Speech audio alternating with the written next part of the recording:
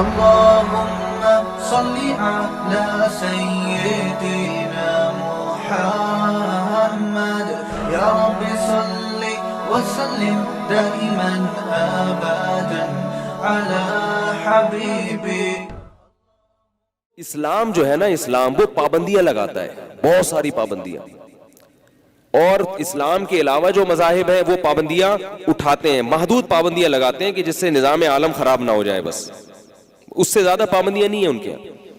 وجہ کیا ہے کہ دیکھو بھائی، یہ جو لوگ کہتے ہیں نا کہ یار یہ اسلام کیوں لگا رہا ہے پابندیاں، کیوں اتنی وہ جو ہے نا راہ میں رکاوٹیں کھڑا کر رہا ہے، تو دیکھو بنیادی جو اختلاف ہے نا ہمارا غیر مسلموں سے، جو بنیادی اختلاف ہے اس کو سمجھنے کی کوشش کرو تو یہ پابندیاں سمجھ میں آ جائیں گی. وہ اس کو ہم سمجھنے کی کوشش نہیں کرتے. وہ یہ کہتے ہیں، دنیا یہ کہتی ہے کہ ہمیں اللہ نے کسی مقصد کے لیے پیدا نہیں کیا، یہی حیات ہے، یہی زندگی ہے بس، اور اگر آخرت میں بدلہ ملے گا بھی تو وہ بھی اسی وجہ سے ملے گا کہ ہم نے دنیا میں جس کو جتنا خوش کیا، ورنہ تو وہ بھی کہتے ہیں اس کا بھی بدلہ نہیں ہے. اور اسلام کیا کہتا ہے کہ یہ دنیا اصل، بولو بھائی، نہیں ہے. یہ اگر اصل ہوتی تو مرتے نہیں پھر اس میں. اور بھائی آپ کا ایک ذاتی مکان ہے وہ اصل ہوتا ہے، اور ایک آپ کہیں جاب کرنے کے لیے گئے ہوئے وہ اصل نہیں ہے. پتہ کیسے چلتا ہے کہ یہ ذاتی مکان ہے، اس میں جب تک زندگی ہے رہو گے، اور وہ ہے جاب، وہ جو ریٹائر ہو گئے تو وہاں سے نکل جاؤ گے. اب آپ نے گھر کی طرف توجہ دی نہیں اور وہیں آفس کو گھر بنا کے بیٹھ گئے، اسی آفس میں انویسٹمنٹ کر رہے ہیں آپ، کروڑوں روپے کا فرنیچر لا کے ڈال دیا خام خواہ میں آفس میں. او بھائی یہاں تو کما رہے ہو تو فرنیچر کہاں ڈالنا چاہیے؟ بہت مشکل ہے، آپ پولیس لے کر آئیں اگلی دفعہ. بھائی جب آپ جاب کے لیے کمانے کے لیے جاتے ہیں تو پیسے کما کے آفس کی کرسیوں میں لگا دیتے ہیں سارے، ہے بھائی، انہی چمک پٹیوں میں لگا دیتے ہیں. وہاں پہ کیا کرتے ہیں آپ؟ گھر پہ بھیجتے ہیں نا کہ بھائی میں وہاں ہوں گا تو ادھر میں جو سکون سے ہو حساب کتاب، تو وہ جگہ چھوڑنی ہے. یہ اس کی علامت ہے کہ وہ اصل نہیں ہے. تو ایسے دنیا بھی تو چھوڑنی ہے، اس گھر کو بھی تو چھوڑنا ہے. تو یہ اصل کہاں سے ہو گیا؟ یہ جائے قرار کہاں سے ہو گیا؟ یہ اصل وطن کہاں سے ہو گیا؟ اصل وطن ہونے کے لیے ضروری ہے کہ آپ وہاں بیٹھ جائیں آ کے، وہاں سے آپ کو کوئی نکالنے والا نہ ہو. مجھے ایک بات بتاؤ، ایگزامینیشن ہال اصل ہے یا گھر اصل ہے؟ اب آپ ایگزامینیشن ہال میں آ کے بیٹھے، آپ کو کیا ہے پابندیاں لگ رہی ہیں کہ بھئی پیپر حل کریں، ادھر نہ دیکھیں، ادھر نہ دیکھیں، اوپر نہ دیکھیں، پیچھے نہ دیکھیں، کسی سے بات نہ کریں. پابندیاں ہوتی ہیں نا ایگزامینیشن ہال میں، لیکن آپ کی بنیادی ضرورتوں کو بھی پورا کیا جاتا ہے ساتھ ساتھ. بھئی پانی چاہیے آپ کو، اور کوئی بھی بنیاد، پنکھا نہیں چل رہا، پنکھا ہوگا تو چلے گا. کراچی میں تو جب ہم کر رہے تھے تو اس وقت تو کوئی پنکھا ونکھا تھا ہی نہیں. اب شاید پنکھے ونکھے آ گئے ہوں. تو کچھ بھی بہرحال جتنا وہ بیچارے کر سکتے ہیں اتنا تو کرتے ہیں نا آپ کے لیے. تو آپ نے کیا کیا؟ آپ نے کہا یہ کیا ہے، یہ اتنی پابندیاں لگیں، ادھر نہیں دیکھو، ادھر نہیں دیکھو، پیچھے نہیں دیکھو، اور جناب کسی سے بات نہیں کرو. یہ کون سی پابندی ہے؟ میں نہیں مانتا اس کو. تو آپ سے کہیں گے کہ بھائی یہ ایگزامینیشن ہال ہے، یہ رہنے کی جگہ، یہ آپ کی نانی کا گھر. یہی کہتے ہیں نا، تمہاری نانی کا گھر نہیں ہے، کہتے ہیں نا، یہ آپ کی نانی کا گھر. اور یہ بھی کہتے ہیں یہاں شادی میں آئے ہوئے ہو کیا؟ سنا ہوگا یہ ہے بھائی، شادی میں آیا ہوا ہے کیا تو تیری یہ ساری ضرورتیں یہاں پوری کریں. دعوت پہ بلایا ہوا ہے آپ کو، یا ولیمے پہ بلایا ہوا ہے کسی نے، تو نکلو یہاں سے. تو میں اپنے بچوں کو یہ بات کہتا ہوں بعض دفعہ، سردیوں میں اگر کبھی پنکھا کی ضرورت نہیں ہوتی نا، چھوڑے ابھی پھر بات سے بات نکل جاتی ہے. تو یہ شادی میں آئے ہوئے، یہ کراچی کی زبان ہے، یہ یورپ والے نہیں سمجھیں گے. میں نے ایک دفعہ تھائی لینڈ میں بیان تھا نا، تو میں نے کراچی کے محاورے میں ایک مثال دی بڑی زبردست. ایک آدمی کو ہنسی آئی، باقی سب چپ بیٹھے ہوئے. تو میں سمجھ گیا یہ کراچی کا ہے. میں نے کہا کہ آپ کہاں سے؟ کہتے ہیں میں کراچی کا. میں نے کہا اس لیے آپ ہماری زبان سمجھ رہے ہو، باقیوں کو پتہ ہی نہیں ہم نے کیا کہا. تو حالانکہ وہ اردو سب جانتے تھے. تو اب کیا مسئلہ ہے کہ دیکھو ایگزامینیشن ہال میں بیٹھے ہوئے ہیں، دائیں بائیں اتنی دیکھنے دے رہے آپ کو. تو وہ آپ کو کیا کہے گا؟ یہ تمہاری نانی کا گھر نہیں ہے، یہ تمہاری دادی کا گھر نہیں ہے. اب وہ جواب میں کہتا ہے کہ نہیں یہ تو میرا ذاتی گھر ہے, یہ تو میں یہاں جو مرضی کروں گا, تو وہ آپ سے کہیں گے بھائی 3 گھنٹے کا ٹائم ہے, اس کے بعد تمہیں یہاں سے نکال دیا جائے. اگر یہ تمہارا نانی کا گھر ہوتا یا تمہارے ابا کا گھر ہوتا یا تمہیں وراثت میں ملا ہوتا تو تمہیں یہاں سے نکالا نہیں جاتا. تو یہ بہت بڑی دلیل ہے کہ یہ اصل نہیں ہے, ہم اس کو اصل سمجھ رہے ہیں, اس لیے ہم چاہ رہے ہیں کہ سارے مزے جتنے بھی اٹھا سکتے ہیں اس دنیا میں اٹھا لیں. دیکھو اس دنیا کے اصل نہ ہونے کی ایک اور بہت بڑی وجہ یہ ہے کہ اس دنیا میں بہت کچھ غلط ہو رہا ہے لیکن اس کا بدلہ نہیں ملتا. میں نے ایک ویڈیو دیکھی چند دن پہلے, اس کو دیکھ کے میرا دل بہت زیادہ خراب ہوا. میں فیس بک یوز نہیں کرتا, کبھی کبھار جیسے کہیں جا رہے ہوں تو دیکھ لیتا ہوں فیس بک کا پیج کھول کے. اس میں کسی نے ایک ویڈیو شیئر کی تھی, بڑی دردناک ویڈیو, کہنے کو تو کچھ بھی نہیں تھا اس میں, لیکن وہ منظر جب دیکھتا ہے نا انسان تو دل اس کا دل تڑپ جاتا ہے. اس میں یہ بتایا کہ ایک بندر نے کسی کے کھیت سے تھوڑا سا پھل فروٹ کھایا, تو مالک نے کہیں دیکھ لیا اس بندر کو, تو بندر کو مارنا شروع کیا. اس پہ جس نے لیبل لگایا عنوان بڑا خوبصورت کہ کیا ایک جانور کا پھل چوری کرنے کی یہ سزا ہونی چاہیے, اتنی سخت سزا ہونی چاہیے.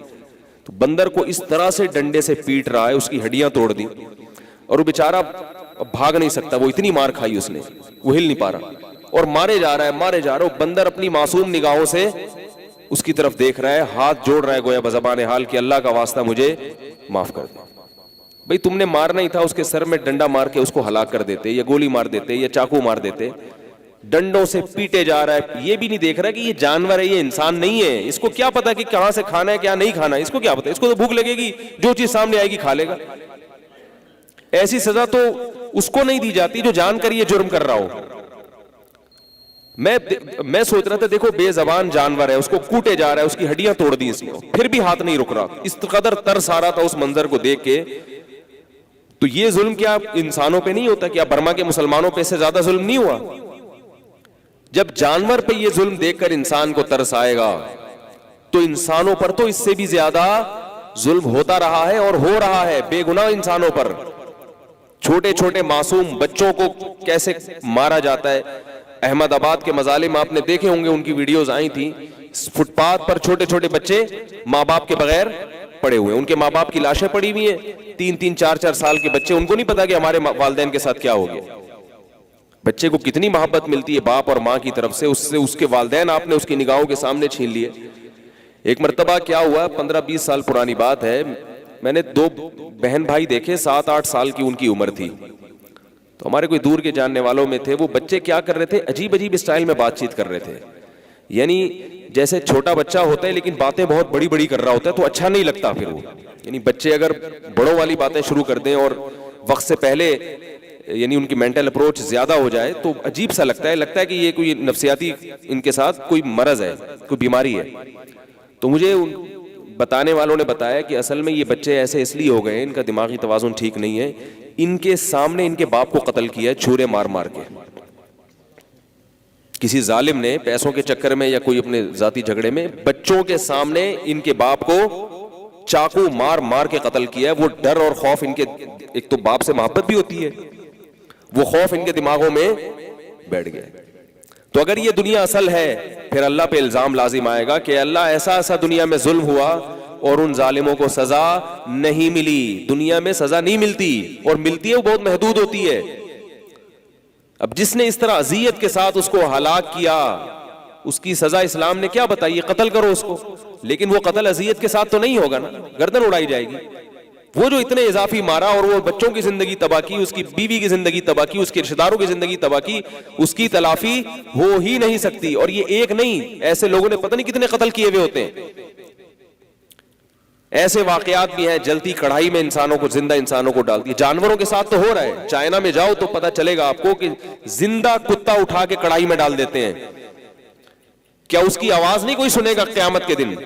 کیا جس رب نے اس کتے کو پیدا کیا, کیا وہ اس کی آواز نہیں سنے گا, اس کا انتقام نہیں لے گا کہ اس کتے کو تم نے کھانا تھا, اس کو شوٹ کر کے بھی کھا سکتے تھے تم نے اپنی زبان کے چٹخارے لینے ہیں, تو زندہ کتے کو جلتی کڑھائی میں ڈالنے کا کیا تک بنتا ہے؟ کتنی اذیت ہے. تھوڑی دیر کے لیے خود کبھی آگ کے قریب جا کے دیکھیں آپ. لا يعذب بالنار الا رب النار. اللہ نے جو سفیر آسمان سے بھیجے محمد صلی اللہ علیہ وسلم جو اللہ کے نمائندے ہیں، انہوں نے اللہ کی طرف سے اپنا یہ پیغام ساری دنیا کے سارے انسانوں کو بتا دیا کہ آگ کا عذاب صرف آگ پیدا کرنے والا دے سکتا ہے، انسان کو آگ میں جلانے کی اجازت نہیں ہے، کیونکہ بہت سخت اذیت ہے یہ۔ حدیث میں آتا ہے کہ ایک نبی کو ایک چیونٹی نے کاٹا تو انہوں نے کیا کیا، وہ چیونٹیوں کا جو پورا گروپ تھا نا اس کو آگ لگا دی۔ اللہ نے آسمان سے وحی نازل کی کہ حلّا واحدتن، کاٹا تو صرف ایک نے تھا، آپ نے باقیوں کو سزا کیوں دی؟ نہیں یاری میرا خیال ہے بات سمجھ۔ اللہ نے پیغمبر کو کیا کہا؟ تنبیہ کی، ڈانٹ لگائی۔ ایک چیونٹی نے کاٹا تھا اور سزا سب کو کیوں ملی ہے؟ تو جو چیونٹیوں کا حساب لے گا کیا وہ انسانوں کا حساب نہیں لے گا؟ چھوڑ دے گا ایسے ہی؟ تو دنیا میں بہت کچھ ہو رہا ہے، بڑے ظلم ہو رہے ہیں، اللہ کے ساتھ بھی ظلم ہو رہا ہے، اللہ کی مخلوق کے ساتھ بھی ظلم ہو رہا ہے۔ اللہ کے ساتھ سب سے بڑا ظلم دنیا میں کیا ہو رہا ہے جس کو لوگ ظلم سمجھتے ہی نہیں؟ اللہ کے ساتھ غیر کو شریک کرنا، یہ اللہ کے ساتھ ظلم ہے۔ ان الشرک لظلم عظیم، ہم ظلم صرف اس کو سمجھتے ہیں جس کے ظلم ہونے پر کوئی قانون بن چکا ہو عدالتوں میں، اس کو ہم سمجھتے ہیں کہ یہ ظلم ہے۔ جس ملک کی عدالت میں اگر کوئی قانون نہ ہو تو ہم اس کو ظلم نہیں سمجھتے۔ شرک کو کسی دنیا کی عدالت میں ظلم نہیں سمجھا جاتا۔ انڈیا میں شرک کو ظلم ہے، عدالت میں کوئی ہے کہ جو شرک کرے گا وہ ظالم کہلائے گا اور اس کی سزا اتنے مہینے اس کی جیل ہے دنیا میں؟ کہیں بھی قانون نہیں ہے، حتیٰ کہ عرب میں بھی قانون نہیں ہے، کیونکہ اس کا قانون سے تعلق نہیں ہے، اللہ نے اجازت دے دی فمن شاء فلیؤمن ومن شاء فلیکفر، جس کا دل چاہے شرک کرے کفر کرے، جس کا دل چاہے توحید پر چلے۔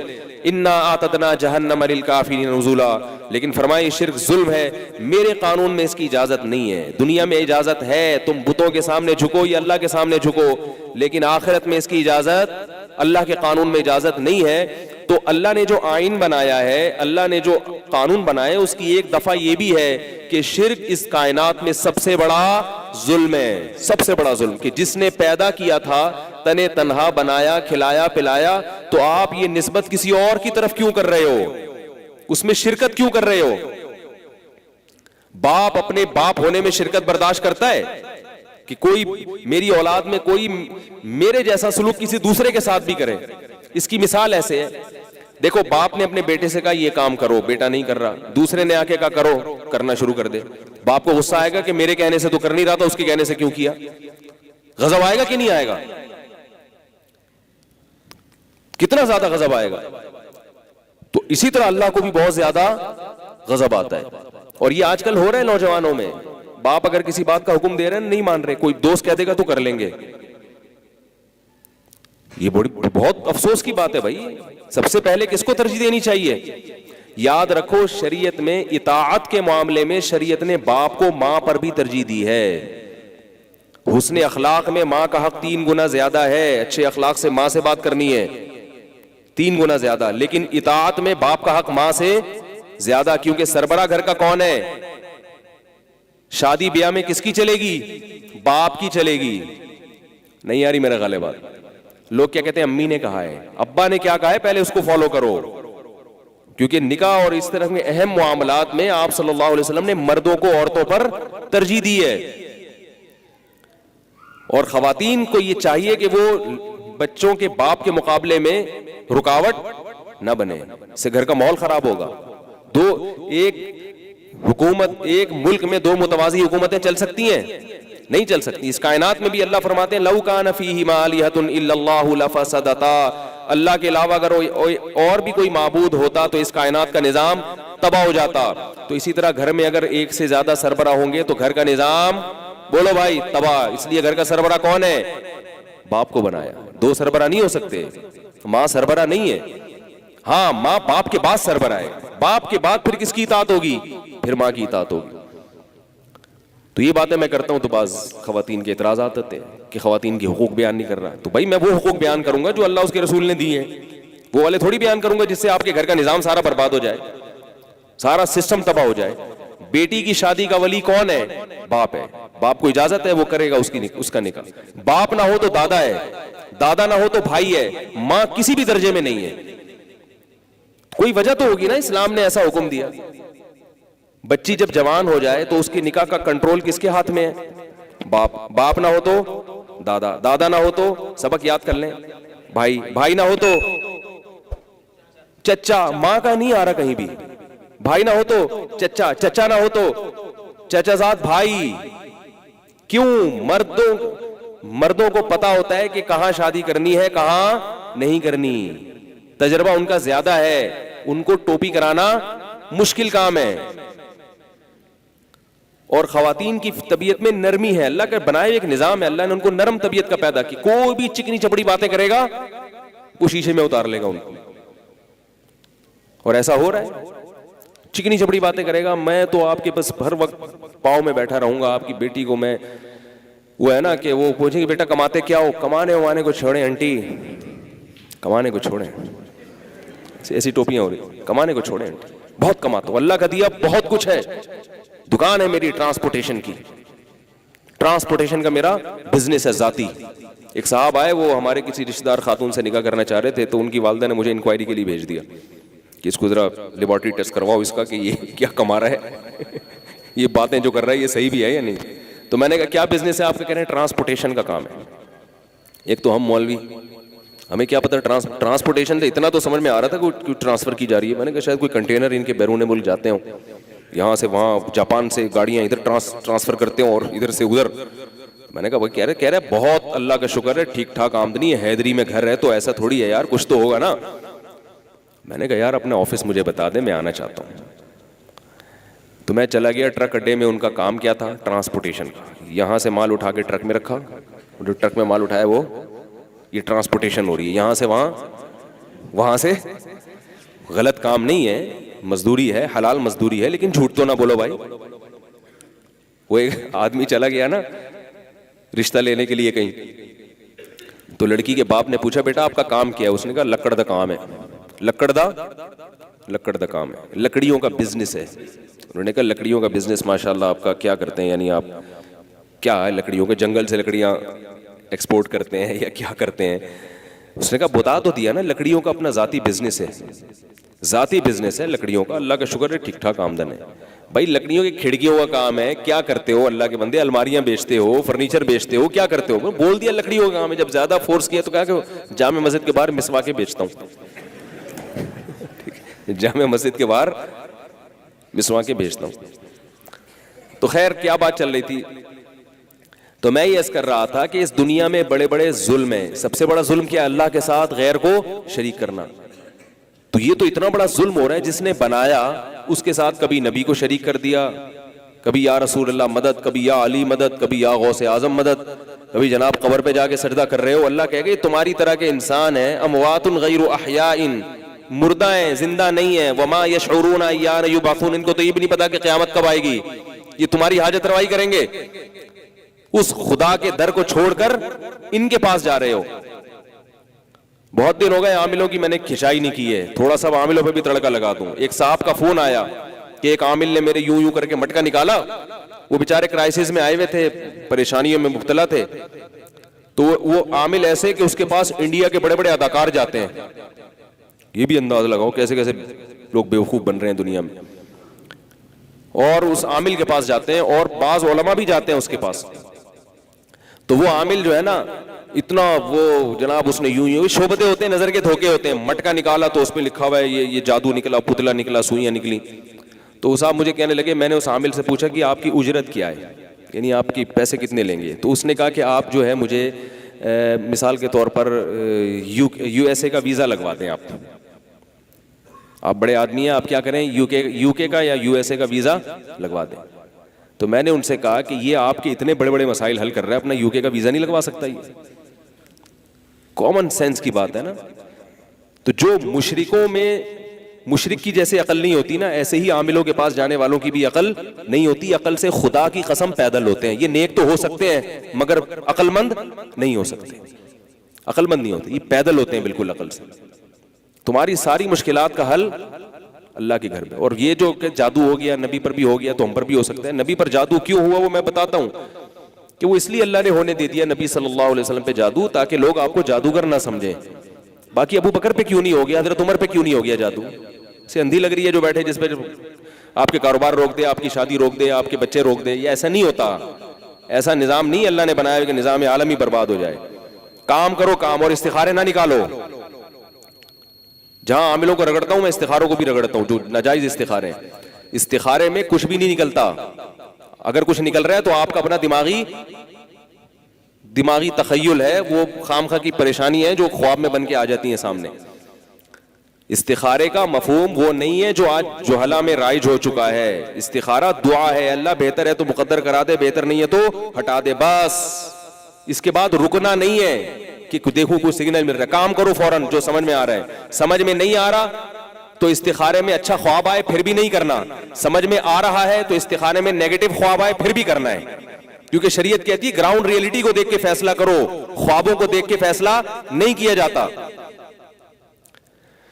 کیسے سمجھا یار؟ اس پہ تو آرمی بلانی پڑے گی. یہ جہاں استخارے کا موضوع آتا ہے تو مولوی میرے پیچھے پڑ جاتے ہیں. کیوں استخارے؟ ایک صاحب سے میں نے سمجھایا، میں نے کہا تیرے خواب بھی تو ایک اللہ کی طرف سے بشارت ہے. میں نے کہا دیکھو کسی بھی حدیث کو لینا ہے تو پھر اس سے متعلقہ تمام حدیثوں کو سامنے رکھ کے فیصلہ کیا جائے گا.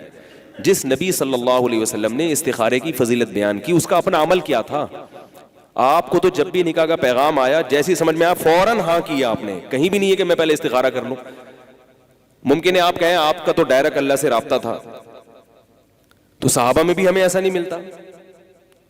اور نبی کی ارشاد کیا ملتا ہے؟ اذا خطب الیکم من ترضون دینہ وخلقہ فزوجوہ. فرمایا جب کوئی اچھا رشتہ آئے تو ہاں کر دو.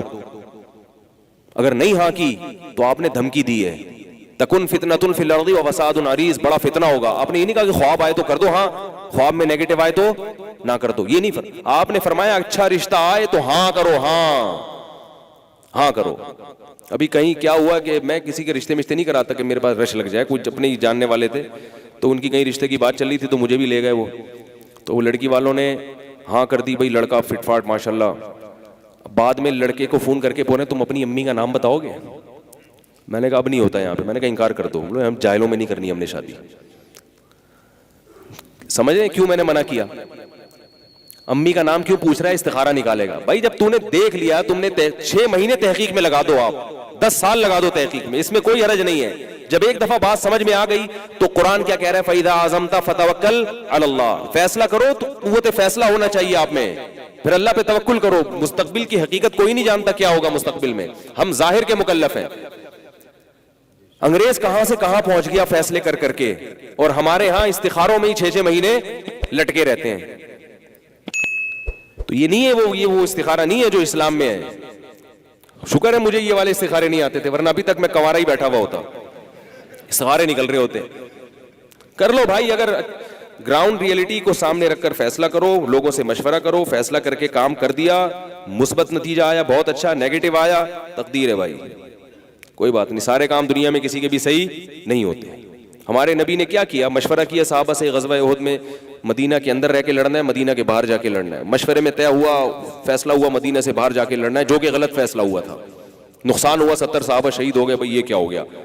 اب صحابہ کو خیال آیا یار ہم نے فیصلہ، نبی کا اپنا ذاتی رائے یہ تھی کہ مدینہ کے اندر رہ کے لڑتے ہیں. بہت سارے صحابہ کو خیال ہے یہ تو غلط ہو گیا.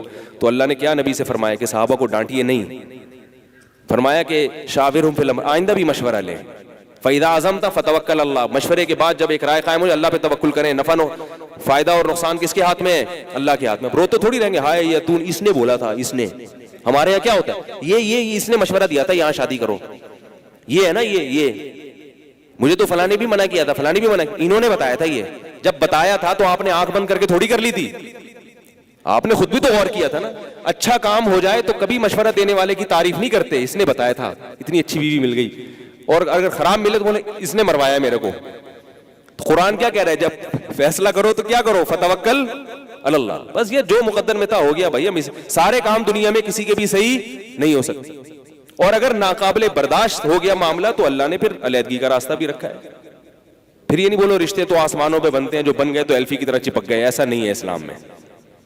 اسلام میں محبت سے رہو، نہیں رہ سکتے تو محبت سے. اس کو بھی لوگ بہت برا سمجھتے ہیں. علیحدگی بھی محبت سے ہونی چاہیے. ہم خود بعض دفعہ کرنا نہیں ہے یہ کام آپ نے جا کے کہیں علیحدگیاں شروع کر دے. بہت زیادہ آپس میں ایک دوسرے کو گلا گھونٹ رہے ہیں، ناخن سے نوچ رہے ہیں ایک دوسرے کو، بندوقیں نکل رہی ہیں. ایسی صورت میں شریعت نے کیا کہا؟ بھائی محبت سے علیحدگی اختیار کرو. تو اس میں لوگ کیا کہتے ہیں؟ نہیں بھائی جو ہو گیا نہیں ہو گیا. نہیں ایسا نہیں ہے. تو میں یہ کہاں سے کہاں بات چلی گئی, تو میں بھائی عرض کر رہا تھا آپ سے کہ جو دنیا میں جو لبرل طبقہ ہے وہ لائف کو چاہتا ہے کہ بس انجوائے کرو. ہم کہتے ہیں کہ انٹرٹینمنٹ کی بھی کوئی لاجک ہوتی ہے, کوئی وجہ ہوتی ہے. سال جب ختم ہوتا ہے تو خوشی کا موقع نہیں ہے, غم کا موقع ہے. یہ غم کا موقع یہ کہ آپ کی زندگی کم ہو گئی. ہمارے اکابر کا یہ طرز تھا, ہمارے حضرت فرمایا کرتے تھے جب سال تبدیل ہوتا ہے اور میں تاریخ چینج کرتا ہوں تو میرا قلم ہل جاتا ہے, دہل جاتا ہے دل. اب مثال کے طور پر 2017 ہے, اب 2 دن کے بعد آپ ڈیٹ میں کیا لکھیں گے؟ 2018. دل دہل جانا چاہیے. یہ کیا ہو گیا بھائی, اتنی جلدی 2015 ختم ہوا, 2016 ختم ہوا, 2018. اب آپ میں سے کسی کی موت اگر 2020 میں لکھی ہوئی ہے تو وہ اشارہ ہے کہ بیٹا 2017 بھی گیا, اب کتنے رہ گئے؟ 2 سال رہ گئے. اور آپ پٹاخے والا ٹھا ٹھا ٹھا بڑے مزے بنا. جنازے کی چارپائیاں تیار ہو رہی ہیں آپ کے لیے, غسل کفن کا انتظام ہو رہا ہے, قبر تیار کھد رہی ہے. اب آنے والے ہو 2-3 سال میں, 5-6 سال میں, اور آپ کیا کہہ رہے ہو ہیپی نیو ایئر, گلے ملو. یہ ان لوگوں کے کام ہیں جو دنیا جن کی بے مقصد ہے, ان کے حیات اور زندگی کا کوئی مقصد نہیں ہے. وہ لائف کو بس کسی بھی طرح سے انجوائے کرنا ہے, انہوں نے وہ ویسے انجوائے کرنا ہے, بس کرو انجوائے. اب یہ 25 دسمبر یہ حضرت عیسیٰ کا یوم پیدائش تھوڑی ہے, تو خود پادری کہتے ہیں کہ یوم پیدائش نہیں ہے, لیکن کہتے ہیں اگر لائف کو ہم انجوائے کر رہے ہیں, ان کا سیلیبریٹ کر رہے ہیں, تو کیا ہو رہا ہے؟ ٹھیک ہے, وہ تو کریں, ان کو, وہ ان کا مذہب ہے. ہمارا تو ایک مذہب ہے بھائی, ہمیں تو اللہ نے ایک مقصد دے کے بھیجا ہے, ہم تو اس سے نہیں ہٹیں گے. ہمیں سیلیبریٹ کرنے کے لیے اللہ نے 2 عیدیں دے دی. کسی قوم کی 2 عیدیں نہیں ہوتی ہیں, ہمیں اللہ نے 2 عیدیں دے دی. ہمیں حلال میں اللہ نے زیادہ وسعت دے دی ہے, اور اس کو سیلیبریٹ کرنے کا طریقہ بھی بتا دیا کہ بھئی ایسے کرنا ہے, اس کو نماز پڑھنی ہے, اس میں پھر آپ رشتہ داروں سے ملیں, جو بھی ہے اس میں بھی ٹھا ٹھا یہ سب چیزیں اس میں بھی نہیں ہے. شراب کباب نہیں ہے اس میں, اور وہ موقع بھی ایسا رکھا کہ اس میں شراب کباب ہو ہی نہیں سکتا. 1 مہینہ رمضان کے روزوں کے بے عبادت سے انسان کا دل منور ہو چکا ہوتا ہے, اس کا ویسے ہی دل چاہ رہا ہوتا ہے کہ میں کافی لوگ تو اس گناہوں سے توبہ کر چکے ہوتے ہیں. کیا خوبصورت مذہب ہے اسلام کہ اس نے جو خوشی کے تہوار دیے, ان تہواروں کے لیے دن کی جو سلیکشن کی ہے, ان دنوں میں زنا اور شراب کباب کی طرف ذہن نہیں جاتا. اس میں کمی آتی ہے شراب کباب میں, کیونکہ 1 مہینہ تراویح اور روزے رکھنے کے بعد اچانک انسان, اتنے تو لوگ ہم نے دیکھے کہ فلم دیکھنے چلے جائیں, اتنے زیادہ آزاد نہیں ہوتے کہ شراب کباب کے, ان کو تھوڑا سا اعتکاف کا خیال آ رہا ہوتا ہے. بلکہ بہت سے تو فلموں سے بھی توبہ کر چکے ہوتے ہیں کہ بھائی 1 مہینہ عبادت کی ہے, 1 مہینہ اللہ کے لیے روزہ رکھا ہے, اب شراب پینا شروع کر دیں عید کے دن. اور بقرعید میں کیا کرتے ہیں ہم؟ ابراہیم علیہ السلام کی یاد تازہ کرتے ہیں, وہ بھی عبادت ہے, اس کی بھی ایک برکت ہے, اس کا بھی ایک نور ہے. جبکہ آپ ہیپی نیو ایئر مناتے ہیں, اس میں نور اور برکت کی کوئی چیز نہیں ہے. اسی وجہ سے اس میں فوراً ذہن شراب اور زنا کی طرف جائے گا, فوراً شراب اور زنا کی طرف جائے گا. اس لیے مولویوں کو تکلیف ہوتی ہے کہ آپ اس کو سیلیبریٹ نہ کریں. خام خام میں پیٹ میں مروڑ نہیں ہے. اور یہ بھی یاد رکھو, لوگ جو کہتے ہیں نا مولوی لوگ کباب میں ہڈی بنے ہوئے, ہم کسی کی کباب میں ہڈی نہیں ہے. آپ نے اگر پھر بھی سیلیبریٹ کرنا ہے تو آپ کریں. کیا خیال ہے؟ ہمارے اڑوس پڑوس میں سب جگہ فائرنگ ہوتی ہے, ٹھاٹھو ہوتا ہے. ہم نے تو کبھی نہیں اٹھ کے کہا یہ تبلیغ والے کوئی بندوقیں لے کے آئے, وہ کون ہے بھائی, کس نے کیا ہے, کبھی دیکھا آپ نے؟ بھائی کیا بتا ہی رہے ہیں نا, وہ بتا رہے ہیں, مان لیں ٹھیک ہے, نہیں مانے تو بھی ٹھیک ہے. حساب لینے والا کون ہے؟ اللہ ہے. لوگ مجھے کہتے ہیں وہ بھی غلط ہو رہا ہے, وہ بھی غلط ہو رہا ہے. میں کہتا ہوں بھائی ہم پولیس میں نہیں ہیں. میں اگر ایس ایچ او ہوتا محلے کا, پھر میں کہتا نہیں ہو سکتا. جب میرا منصب ہی نہیں ہے, میں پولیس میں نہیں ہوں. بھائی جو جس کا منصب ہے وہی کام. جیسے لوگ مجھے فون کر کے حکیمی ٹوٹ کے پوچھ رہے ہوتے ہیں, حضرت میری والدہ کو بہت زیادہ شوگر ہے, آپ اس کو بتا دیں. میں کہتا ہوں بھائی میں کوئی حکیم تھوڑی ہوں. کہہ رہے نہیں وہ آپ بڑے صحت کے نسخے بتاتے ہیں, وہ تو ویسے ہی چند ایک جو معلومات ہیں وہ شیئر کر لیتے ہیں. تو ڈاکٹر کی فیلڈ ڈاکٹر کے پاس ہے, حکیموں کی فیلڈ حکیموں کے پاس ہے, اور ڈنڈے کا شعبہ کس کے پاس ہے؟ پولیس کے پاس ہے. زبان سے نصیحت یہ شعبہ کس کے پاس ہے؟ ہمارے پاس ہے. تو ہم وہ کام کریں گے جو ہمارے بس میں. باقی بھائی روز آنا سالگرہ منائے, نہ گورنمنٹ کی طرف سے کوئی پابند, اللہ کی طرف سے تو پابندی ہے لیکن گورنمنٹ کی طرف سے کوئی پابندی نہیں ہے. روز آنا سالگرہ منائے, کیک کاٹے, آپ سیلیبریٹ کریں. بیوی سے ویسے محبت نہیں کرتے, سال میں 1 دفعہ تھوڑا سا اس کو وہ کھلا دیا یوں منہ میں ڈل کے کیک. آپ صلی اللہ علیہ وسلم نے جو زوجہ سے محبت کی ہے وہ والے اخلاق اپناؤ نا.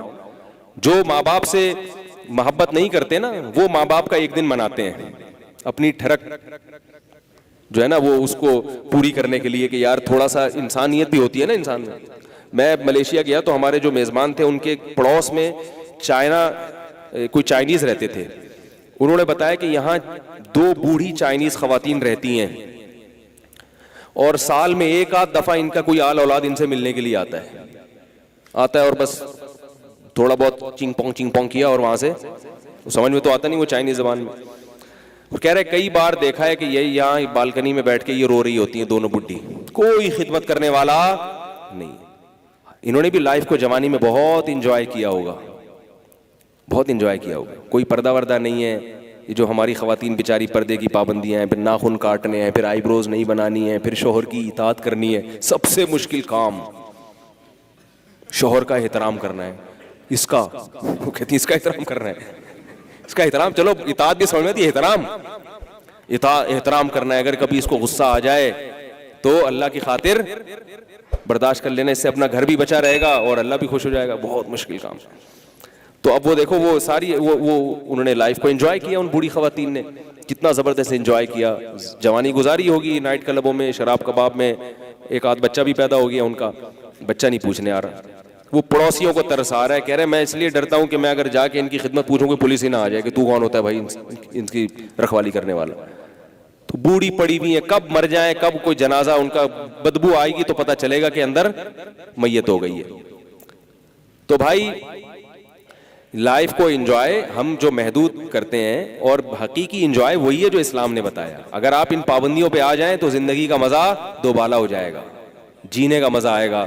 جب جو آدمی زنا سے بچتا ہے اس کو بیوی سے محبت ہوتی ہے کہ نہیں ہوتی, اس کا گھر اچھا ہو جاتا ہے, پھر بچوں سے محبت ہوتی ہے, بچوں کو ٹائم دیتا ہے, یہ بھی اپنا ایک لطف ہے. جو آدمی شراب سے توبہ کرے تو پھر اس کو دودھ میں مزہ آئے گا. دودھ تو پیتے نہیں, ہمارے فرمایا کرتے تھے گناہوں کا وبال ہے کہ دودھ چھڑا کے لوگ اللہ نے کس پہ لگا دیا, چائے پہ لگا دیا ہے. ٹھیک ہے, لسی چھڑا کے کس پہ لگ گئے ہیں, جس میں نہ غذائیت ہے, نہ طاقت ہے, نہ توانائی ہے. دودھ پینے سے چہرہ فریش ہو جاتا ہے انسان کا, معدے کی تیزابیت ختم ہوتی ہے, ہڈیاں مضبوط ہوتی ہیں.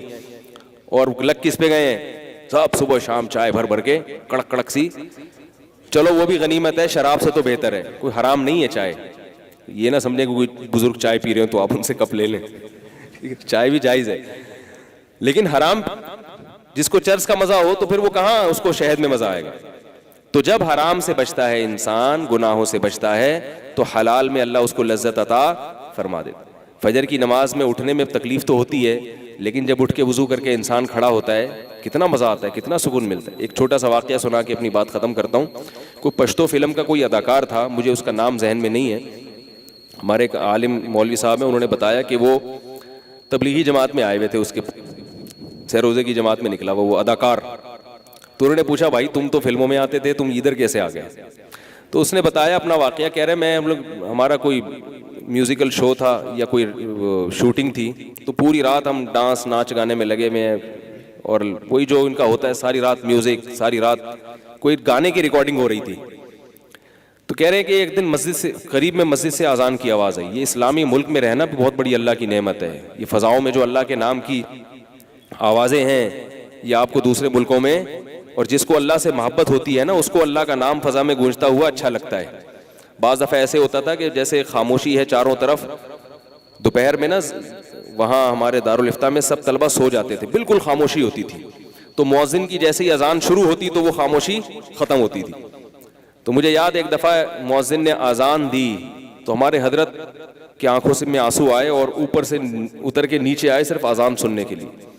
اتنا اچھا لگ رہا تھا کہ سب خاموش ہیں اور سب سے پہلے فضا میں نام کس کا بلند ہو رہا ہے.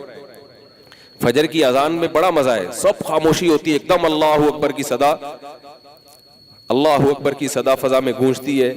تو اتنا شکر ادا کرتا ہوں کہ اللہ تیرا کتنا بڑا فضل ہے کہ تیرا نام ہمیں فضاؤں میں سننے کو مل رہا ہے. کتنا بڑا تیرا فضل ہے, اور کتنا اچھا لگتا ہے صبح صبح کہ بھئی اس علاقے میں, اس محلے میں سب سے پہلے جو آواز فضا میں بلند ہوگی وہ اللہ اکبر کی ہوگی. اللہ سب سے بڑا ہے. تو اللہ سے محبت ہو تو وہ نام سننے میں مزہ آتا ہے. تو وہ جو ہیرو تھا کسی فلم کا, تو وہ کیا کہتے ہیں کہ میں ساری رات ہم ڈانس میں لگے رہے ہیں میوزک میں, تو مجھے اذان کی آواز آئی تو میں نے کہا یار کئی سال ہو گئے مسجد کی شکل دیکھے ہوئے, ان کی تو بیچاروں کی زندگی بہت ہی دین سے دور ہوتی ہے, تو آج چلتے ہیں فجر کی نماز پڑھ لیتے ہیں. تو قریب میں کوئی مسجد تھی ایسے ہی سادہ سی مسجد, بالکل بالکل، یعنی یہ جو سادہ سی مسجدیں ہوتی ہیں نا، وہ بہت زیادہ خوبصورت مسجد نہیں تھی. کہہ رہے وہاں گیا تو امام صاحب سادہ ٹوٹی پھوٹی آواز میں فجر میں تلاوت کر رہے تھے. تو کہہ رہے مجھے ایسا سکون ملا اس تلاوت میں، ایسا سکون ملا. میں نے کہا سکون تو ان لوگوں کے پاس ہے. موسیقی کی دھنوں میں وقتی لذت ہے، وقتی لذت، حقیقی سکون نہیں ہے. جیسے چرس اور ہیروئن میں وقتی لذت بہت ہے مگر ہیروئن کی زندگی تباہ ہو جاتی ہے، ایسے ہی موسیقی بھی ایک نشہ ہے. وقتی طور پر تھرک لیتا ہے انسان، تھوڑا سا مزہ آ جاتا ہے، اس کے بعد اس کا سکون آہستہ آہستہ، اسے ہر وقت وہی چاہیے، ہر وقت وہی. جیسے ہیروئن کو ہر وقت ہیروئن چاہیے نا، ایسے ہی موسیقی کے رسیالے کو ہر وقت کیا چاہیے؟ موسیقی چاہیے ہر وقت. وہ خاموشی سے وحشت ہوتی ہے، اور جس کے دل میں اللہ کی محبت ہو اس کو خاموشی میں سکون ملتا ہے. سکون خاموشی میں ہے، شور شرابے میں نہیں ہے. جتنی خاموشی ہوگی اتنا ہی زیادہ سکون ہوگا. تو وہ کہتے ہیں مجھے فوراً خیال آیا کہ یار یہ کیا ہے جو میں جس کے لیے اتنا، یہ سب کچھ سکون کے لیے لوگ کرتے ہیں نا. تو کہہ رہے ہیں کہ میں نے کیا کیا کہ میں نے کہا چلو اب ایک اللہ نے ایک راستہ دیا ہے تبلیغ کا. کسی گناہگار کو خیال آتا ہے نا دین پر آنے کا تو وہ کس راستے کی سلیکشن کرتا ہے، کیونکہ اس راستے کے علاوہ یا تو خانقاہوں کا راستہ ہے، اور اس کے علاوہ پھر کوئی ایسا راہ، وہ کہیں بھی جائے گا نا تو فرقواریت میں مبتلا ہو جائے گا. وہ بجائے اس کو گناہ چھڑوانے کے ٹانگیں چوڑی ٹانگیں پتلی، زور سے آمین آہستہ آمین، وہ کافر، وہ دار اسلام سے، یہ سارا حساب کتاب. تبلیغ میں ایک اچھی خوبی ہے الحمدللہ، کوئی ادھر ادھر کی باتیں نہیں کرتے. اگر آپ اجازت دیں، وقت تو بہت ہو گیا، پھر میں یہ جمعے کی نماز کے بعد ایک اور دلچسپ واقعہ سناؤں گا. اس کو ریکارڈ بھی کر لیں، کدھر گئے وہ ریکارڈنگ والے. تو ایک تبلیغی جماعت سے متعلق دلچسپ واقعہ سناؤں گا آپ کو انشاءاللہ میں، کہ کسی گناہگار کو توبہ کروانی ہونا تو اس سے بہتر راستہ نہیں ہے. اس کو چلا دیں انشاءاللہ، تھوڑے دنوں میں انسان کا بچہ وہ بن گئے. انہوں نے اتنی بڑی داڑھی رکھ لی، پہلے سروزہ لگایا، پھر اور چلا ولا لگایا، تو ماشاءاللہ اتنی بڑی داڑھی ان کی. تو نام مجھے ذہن سے نکل گیا، ورنہ میں بتا دیتا آپ کو نام، شاید جو لوگ دیکھتے ہوں ان کو پتہ ہو، لیکن آپ لوگ ابھی نہیں بتائیں گے. آپ لوگ کہیں گے نہیں ہمیں تو پتہ ہی نہیں کون ہے. اللہ تعالیٰ سمجھ. مفتی طارق مسعود صاحب کے بیانات سننے کے لیے youtube.com/مفتی طارق مسعود کو سبسکرائب کریں، اور اگر آپ لائیو ویڈیو کو کبھی بھی مس نہیں کرنا چاہتے ہیں تو سبسکرائب کرنے کے بعد بیل آئیکن پہ کلک کرنا مت بھولیں. جزاک اللہ.